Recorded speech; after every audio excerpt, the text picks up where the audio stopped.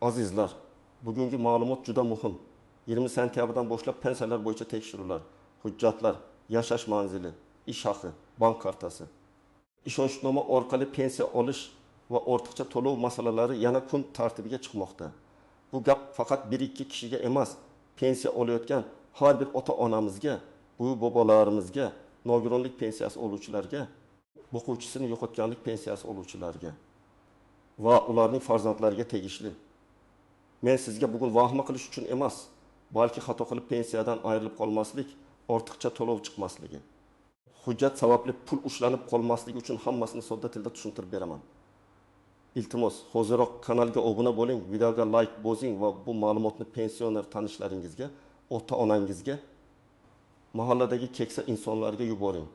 Chunki ko'p odamlar aynan bilmaganligi uchun muammoga tushib qoladi. Avvallari ko'pchilik pensiyani bir maromda olib yurardi. Hujjat bir marta topshirilgan, pensiya tayinlangan. Keyin har oy kartaga tushadi yoki pochta orqali olinadi. Odamlar pensiya bir marta tayinlandimi bo'ldi, endi hech kim tekshirmaydi deb o'ylardi. Lekin amalda unday emas. Pensiya tizimida doimiy nazorat bor. Kimga qaysi asosda pensiya tayinlangan? Fuqaro tirikmi? Mamlakatda yashayaptimi? Nogironlik guruhi muddati o'tmaganmi? Ish staji to'g'ri hisoblanganmi? Hujjatlarda xato yo'qmi? Bank kartasidan kim foydalanmoqda? Ishonchnoma haqiqiymi? Pensioner boshqa davlatga doimiy yashashga ketmaganmi? Bularning hammasi tekshirilishi mumkin. Endi nima o'zgardi? O'zgarayotgan asosiy narsa shuki, tekshiruvlar ko'proq elektron ma'lumotlar orqali amalga oshirilmoqda. Ya'ni oldingidek har bir odamni chaqirib, hammasini qo'lda tekshirish shart emas. Pensiya jamg'armasi, FDYO, soliq, bandlik, bank, migratsiya, tibbiy, ijtimoiy ekspertiza kabi bazalardagi ma'lumotlar solishtiriladi. Agar bir joyda ma'lumot boshqacha, ikkinchi joyda boshqacha chiqsa, tizimda savol paydo bo'ladi. Masalan, pensioner nogironlik pensiyasi olyapti. Lekin nogironlik muddati tugagan bo'lsa, yoki o'quvchisini yo'qotganlik pensiyasini olayotgan bola o'qishni to'xtatgan bo'lsa, yoki pensioner vafot etgan bo'lsa-yu, kartasidan pul yechib yurilgan bo'lsa, bunday holatlar aniqlanishi mumkin. Shuning uchun barcha pensionerlar tekshiriladi degan gapni to'g'ri tushunish kerak. Bu har bir pensioner ertaga idoraga yugurib borishi kerak degani emas. Bu pensiya olish asoslari hujjatlar va ma'lumotlar solishtiriladi degani. Kimning hujjati joyida bo'lsa, kim qonuniy pensiya olayotgan bo'lsa, xavotirga o'rin yo'q. Ammo hujjatda xato muddati o'tgan ma'lumot, yashash joyi bo'yicha nomuvofiqlik yoki noqonuniy olib turilgan to'lov bo'lsa, muammo chiqishi mumkin. Birinchi navbatda nogironlik pensiyasi yoki nafaqasi oladiganlar e'tiborli bo'lish kerak. Chunki bu toifadagi to'lovlar ko'pincha tibbiy xulosa, nogironlik guruhi uning muddatiga bog'liq bo'ladi. Masalan, bir fuqaro 2 guruh nogironligi bo'yicha pensiya olayapti. Uning nogironlik muddati 2 sentyabrda tugagan, lekin u qayta ko'rikdan o'tishni unutgan. Agar hujjat yangilanmasa, pensiya vaqtincha to'xtatilishi yoki keyingi oyda tushmasligi mumkin. Keyin odam nega pulim tushmadi deb hayron bo'ladi. Aslida sabab juda oddiy. Tizimda nogironlik muddati tugagan bo'ladi. Ikkinchi toifa boquvchisini yo'qotganlik pensiyasini olayotganlar. Bu yerda ko'p xatolar uchraydi. Masalan, erim tegish yoshdan oshgan farzand kunduzgi bo'limda o'qisa, belgilangan tartibda to'lov davom etishi mumkin. Lekin agar u o'qishni tashlab ketgan bo'lsa, sirtqi bo'limga o'tgan bo'lsa yoki talabalik maqomi tugagan bo'lsa, bu haqda o'z vaqtida xabar berish kerak. Aks holda bir necha oy yoki bir necha yil davomida ortiqcha pul to'lanib qolishi mumkin. Keyin esa o'sha ortiqcha to'lov qaytarilishi talab qilinadi. Tasavvur qiling, oyiga 800 ming so'mdan 10 oy ortiqcha to'lov bo'lsa, 80 million so'm qarzdorlik chiqadi. Oila uchun bu juda og'ir. Uchinchi toifa chet elga uzoq muddatga ketgan yoki doimiy yashash joyini o'zgartirgan pensionerlar. Men ko'p uchrataman. Ota-onasi Rossiya, Qozog'iston, Turkiya yoki boshqa davlatga farzandlarining oldi ketgan bo'ladi. Pensiya kartasi esa O'zbekistonda qoladi. Farzand yoki qarindosh yechib turadi. Bu yerda masala juda nozik. Agar pensioner vaqtincha ketgan bo'lsa, boshqa holat. Doimiy yashash uchun ketgan bo'lsa, boshqa holat. Eng muhimi, pensiya oluvchining o'zi tirik, huquqi bor va hujjatlar joyida bo'lishi kerak. Agar ishonchnoma orqali olinayotgan bo'lsa, ishonchnoma muddati, notarial tartibi, bankdagi ma'lumotlar to'g'ri bo'lishi shart. Muddati o'tgan ishonchnoma bilan pul olish muammo keltiradi. To'rtinchi toifa. Pensioner vafot etgandan keyin uning kartasidan pul yechilgan holatlar. Bu eng xavfli masalalardan biri. Ba'zi oilalarda oy boshida pensiya tushibdi. Baribir o'zimizniki-ku deb vafot etgan odamning kartasidan pul yechib olishadi. Lekin qonuniy tomondan qaraganda vafot sanasidan keyingi davr uchun noto'g'ri to'langan mablag' qaytarilishi kerak bo'lishi mumkin. Masalan, pensioner 10 sentyabr kuni vafot etdi, lekin 25 sentyabrda kartaga pul tushdi va oila uni yechib oldi. Keyin ma'lumot FHDga orqali tizimga tushadi va ortiqcha to'lov aniqlanadi. Natijada oila pulni qaytarishga majbur bo'ladi. Shuning uchun bunday vaziyatda darhol tegishli idoraga xabar berish va bank kartasidan foydalanmaslik kerak. 5-toifa ishlayotgan pensionerlar. O'zbekistonda yoshga doir pensiya oluvchi shaxs ishlashi mumkin. Bu o'z-o'zidan noqonuniy emas. Lekin ayrim to'lovlar, ustamalar yoki ijtimoiy nafaqalar ish haqi, daromad yoki bandlik holatiga bog'liq bo'lishi mumkin. Masalan, kishi pensiya oladi va qo'shimcha ravishda kam ta'minlanganlik bo'yicha yordam ham oladi. Agar u rasmiy ishga kirsa, oilaviy daromad o'zgarsa, ayrim yordam turlari qayta ko'rib chiqilishi mumkin. Demak, ishlasam pensiyamni olib qo'yadimi degan savolga javob. Oddiy yoshga doir pensiya bo'lsa, faqat ishlagani uchun uni olib qo'yishmaydi. Lekin qo'shimcha imtiyoz va nafaqalar bo'lsa, shartlarni alohida tekshirish kerak. 6-toifa. Hujjatlarda ism, familiya, tug'ilgan sana, pasport ma'lumotlari stir yoki JSSSR raqamlarda xato bo'lganlar. Juda oddiy ko'ringan bitta harf ham muammo tug'dirishi mumkin. Masalan, pasportda Yo'ldoshev, eski hujjatda Yuldashev, mehnat daftarchasida esa Yo'ldoshev deb yozilgan. Elektron tizim buni ba'zan bitta odam deb tanimaydi. Natijada staj hisoblashda, pensiya qayta hisobida yoki ma'lumotlarni solishtirishda savol tug'iladi. Shuning uchun hujjatlardagi ma'lumotlar bir-biriga mos bo'lishi juda muhim. Birinchi misol, 67 yoshli onaxon yoshga doir pensiya oladi. Kartasi o'zida, pasporti yangi, yashash manzili ham to'g'ri. U hech qanday qo'shimcha nafaqa olmaydi. Nogironlik hujjati yo'q, chet elga doimiy ketmagan. Bunday odam tekshiruvdan qo'rqmasligi kerak. Tizim ma'lumotlarni solishtiradi. Hammasi to'g'ri bo'lsa, pensiya odatdagidek davom etadi. U faqat pasport muddati tugamaganini, bank kartasi ishlayotganini va telefon raqami yangilanganini nazorat qilib tursa kifoya. Ikkinchi misol, yetim 2 yoshli ota pensiyani oladi. Lekin oxirgi 2 yildan beri boshqa viloyatda farzandining uyida yashayapti. Ro'yxatdan o'tgan manzili eski joyda. Bu darhol pensiya to'xtaydi degani emas, lekin pochta orqali oladiganlar uchun muammo bo'lishi mumkin. Pochta xodimi eski manzilga boradi, pensioner yo'q. Keyin oluvchi topilmadi degan holat chiqadi. Bunday vaziyatda eng to'g'ri yo'l pensiyani bank kartasiga o'tkazish yoki yashash manzili bo'yicha ma'lumotlarni tartibga keltirish. 3-misol, 19 yoshli talaba otasidan qolgan bo'g'uvchisini yo'qotganlik pensiyasini oladi. U avval kunduzgi bo'limda o'qigan, keyin o'qishni to'xtatgan, lekin oilasi bu haqda xabar bermagan. 6 oy davomida pensiya tushgan. Agar oyga 200 ming so'mdan tushgan bo'lsa, 4 million 200 ming so'm ortiqcha to'lov bo'ladi. Keyin tekshiruvda talabalik maqomi bazadan ko'rinadi va qaytarish talabi keladi. Bunda biz bilmagandik degan gap odatda qarzni bekor qilmaydi. Chunki to'lov sharti o'zgargani xabar qilish kerak edi. 4-misol. 2 guruh nogironligi bo'lgan fuqaro har yil tibbiy ko'rikdan o'tish kerak. U kasal bo'lib yoki vaqt topolmay ko'rikdan o'tishni kechiktirdi. Hujjat muddati tugadi. Pensiya to'xtab qoldi. Keyin qayta ko'rikdan o'tdi va hujjatni topshirdi. Agar hammasi qonuniy bo'lsa, to'lov qayta tiklanishi mumkin. Lekin orada odam 1-2 oy pulsiz qolib qiynaladi. Shuning uchun nogironlik muddati tugashidan oldin tayyorgarlik ko'rish kerak. 5-misol. Pensioner vafot etgan, lekin qarindoshi uning kartasini ishlatib kelgan. Dafn marosimiga xarajat bo'ldi. Qarzlari bor edi. Baribir oilamizniki degan tushuntirishlar bo'lishi mumkin. Lekin vafotdan keyin noqonuniy tushgan mablag' aniqlansa, qaytarilishi so'raladi. Agar katta summa yig'ilib qolsa, bu oilaga og'ir yuk bo'ladi. Shu sababli men har doim aytaman, vafot holatida birinchi navbatda hujjatlarni qonuniy tartibda rasmiylashtiring. Kartadan foydalanishda ehtiyot bo'ling. Birinchi nozik masala, tekshiruv degani darhol jazolash degani emas. Ko'p odamlar tekshiradi degan so'zni eshitib qo'rqib ketadi.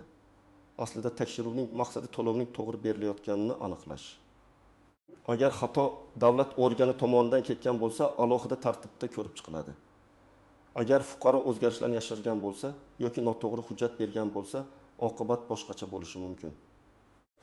Shuning uchun eng yaxshi himoya hujjatni yashirmaslik va ma'lumotni vaqtida yangilash. Ikkinchi nozik masala bank kartasini boshqa odam ishlatishi.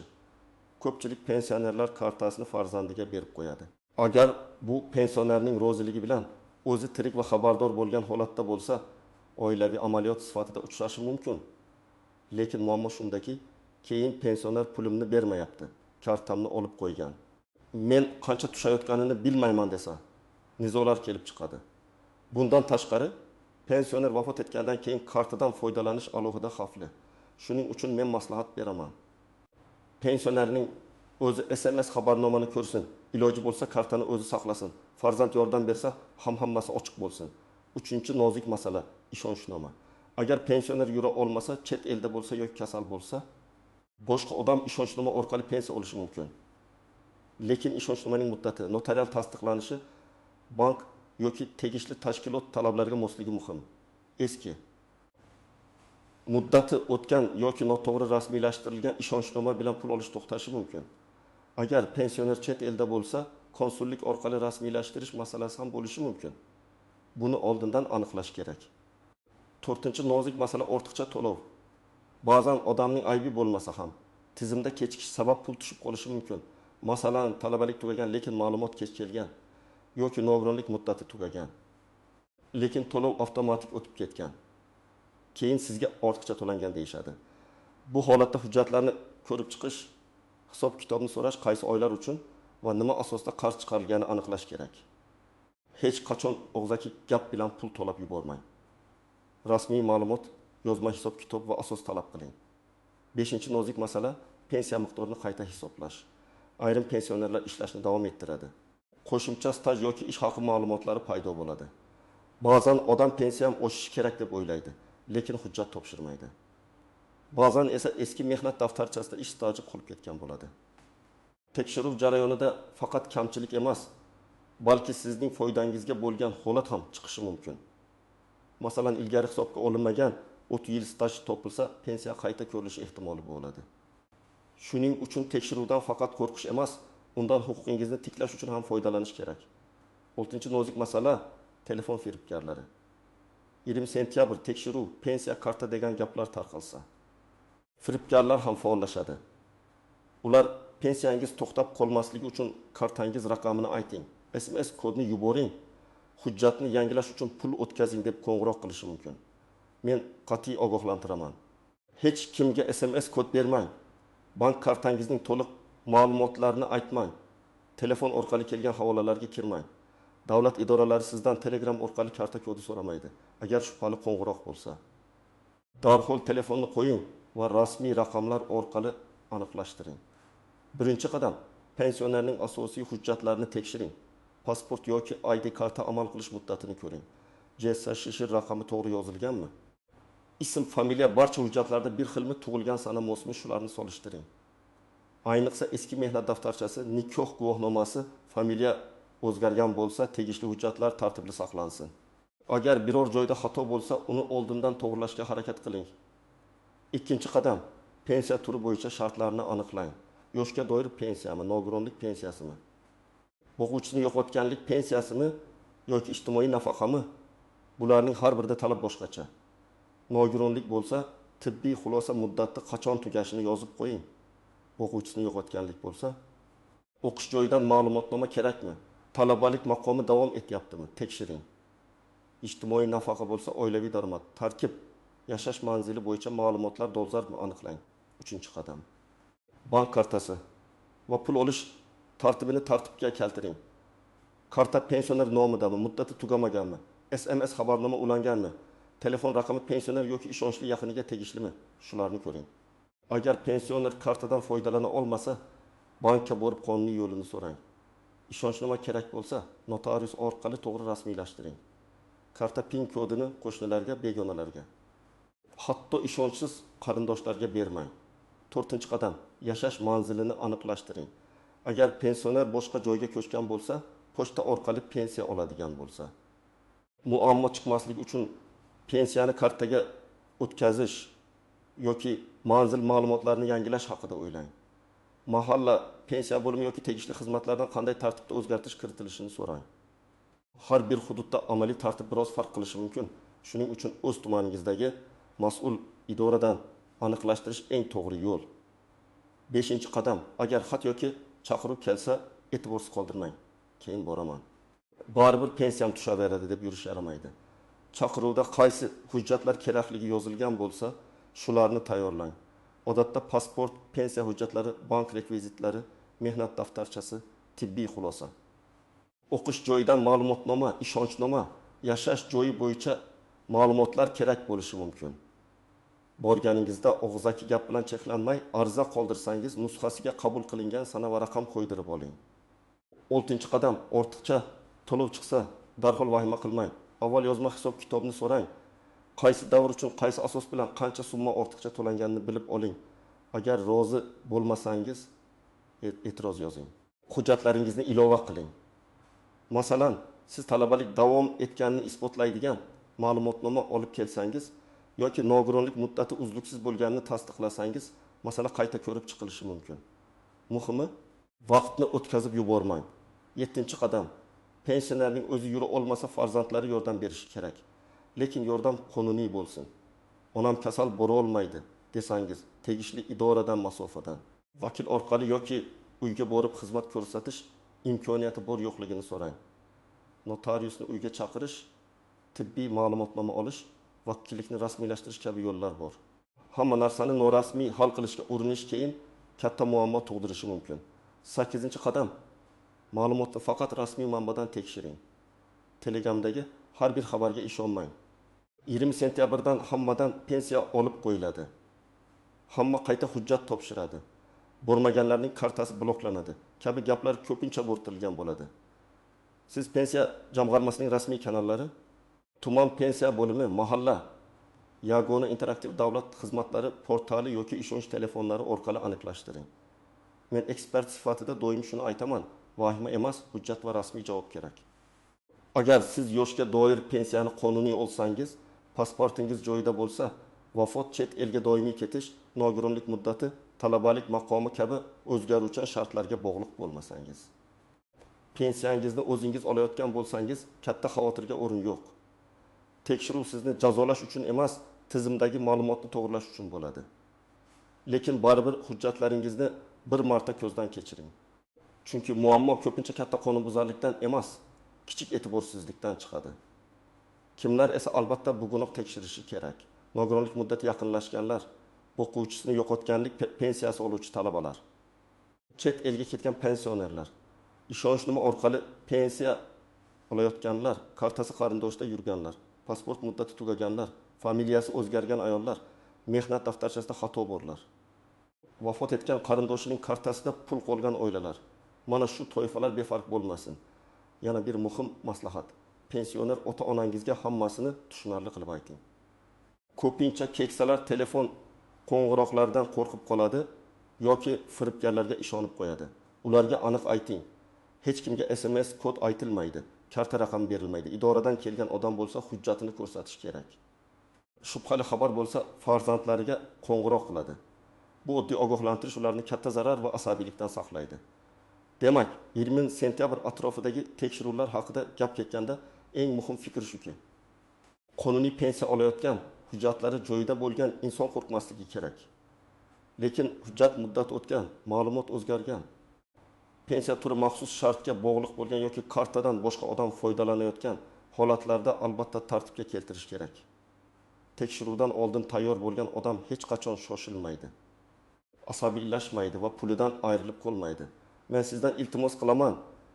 Bu videoni pensioner tanishlaringizga, ota-onangizga, qarindoshlaringizga yuboring. Kommentariyada yozing.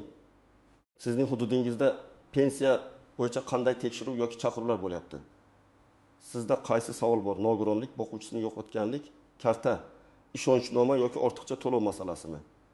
Videoga like bosing. Kanalga obuna bo'ling. Chunki men sizga oddiy odam tushunadigan tilda eng muhim ijtimoiy va huquqiy ma'lumotlarni yetkazishda davom etaman.